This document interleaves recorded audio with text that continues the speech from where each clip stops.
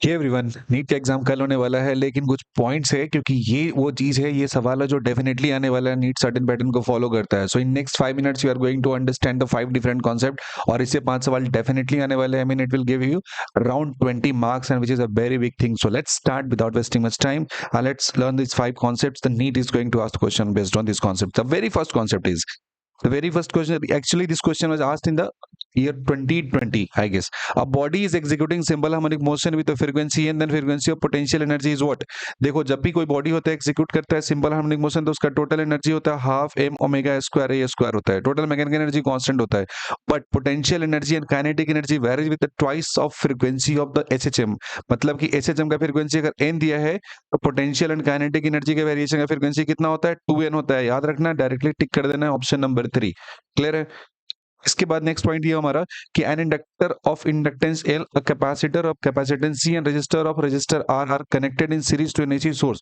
Potential difference V, voltage shown in figure. Potential difference across L C and R is 40, 10 and 40 volt. So the amplitude current flowing through the LCR circuit, this and then impedance of the circuit. Definitely जो alternating current है, इसे एक सवाल इस फॉर्मूले पे based आने वाला है। करना क्या है इसमें?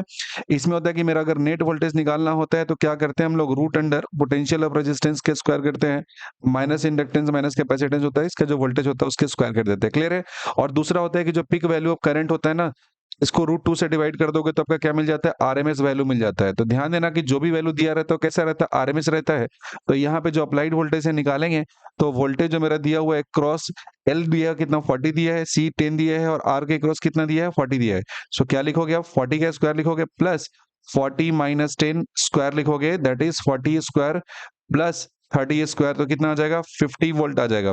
अब जो करंट का वैल्यू दिया है यहाँ पे हमारा, करंट एम्पलीट्यूड दिया है, छोटे छोटे बातों पे ध्यान रखना। करंट का एम्पलीट्यूड दिया है तो हमें आरएमएस अगर निकालना पड़ेगा, तो जो भी एम्पलीट्यूड दिया है यानी कि 10√2, इसको √2 से डिवाइड कर दोगे तो कितना आ जाएगा? 10 आ जाएगा।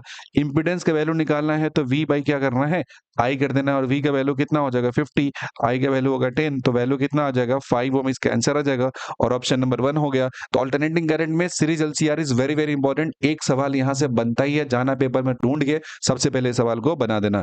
अगला क्वेश्चन जो दिया है, नेक्स्ट सवाल दिया है, ये हमारा रिफ्रैक्शन से है। अगेन इस पार्ट से टीआईआर से एक सवाल बनता ही बनता है नीट में, जो सिंपल रिफ्रैक्शन उससे बनता है। तो ढूंढना है, सबसे पहले सवाल को बना देना है। क्वेश्चन में क्या कह रहा है?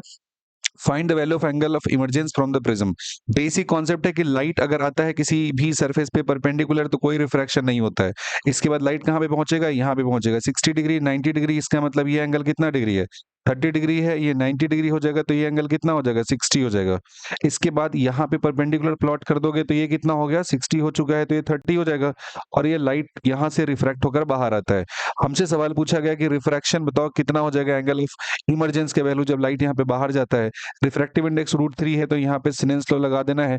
μ1 और μ2 होता है, तो क्या फॉर्मूला लिखते हैं? μ1 into sine i, and that is equals to, बाहर में चला गया तो μ2 हो गया साइन आर हो गया।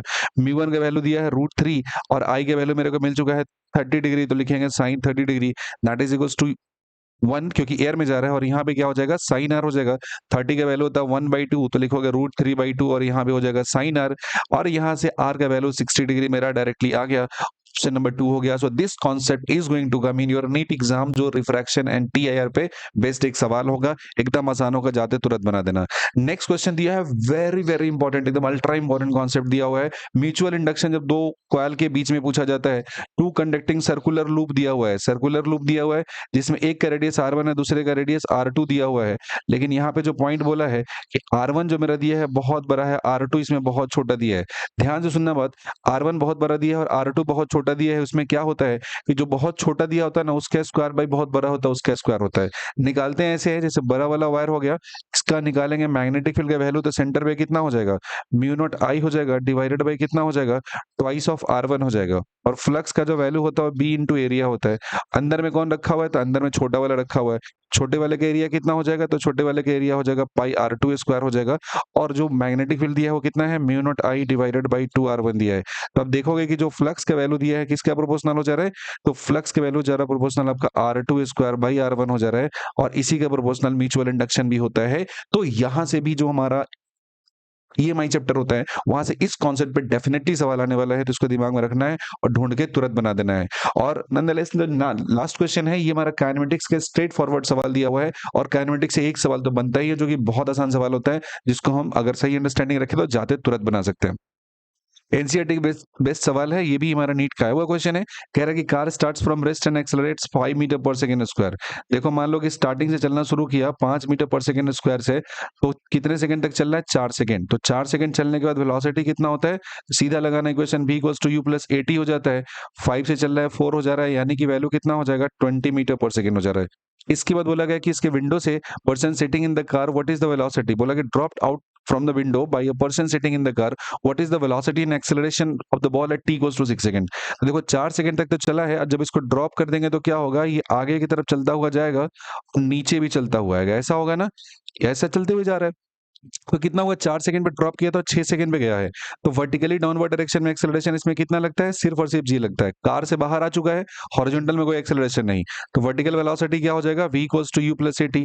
वर्टिकली नहीं चला था, स्टार्टिंग में हॉरिजॉन्टल था, तो वर्टिकल में 0 हो जाएगा, एक्सेलरेशन 10 हो गया, टाइम मिला 2 सेकंड, यानी कि कितना हो जाएगा? 20 मीटर पर सेकंड नीचे हो जाएगा। तो यहाँ पे देखोगे हॉरिजॉन्टल डायरेक्शन में कितना स्पीड है इसका? 20, वर्टिकल में कितना दिया है? 20। तो इसके स्पीड का नेट वैल्यू अगर हम निकालेंगे तो 20 का स्क्वायर क्या आ जाएगा? 20√2 मीटर पर सेकंड आएगा कि नहीं आएगा? और एक्सेलरेशन यहाँ पे डाउनवर्ड में सिर्फ और सिर्फ ग्रेविटी का लग रहा है, यानी कि 10 मीटर पर सेकंड स्क्वायर लगा देंगे यहाँ पे, और ये वैल्यू देखोगे आपका तो ऑप्शन नंबर 1 में हो रहा है। और ये भी एक बहुत ही फंडामेंटल कॉन्सेप्ट है।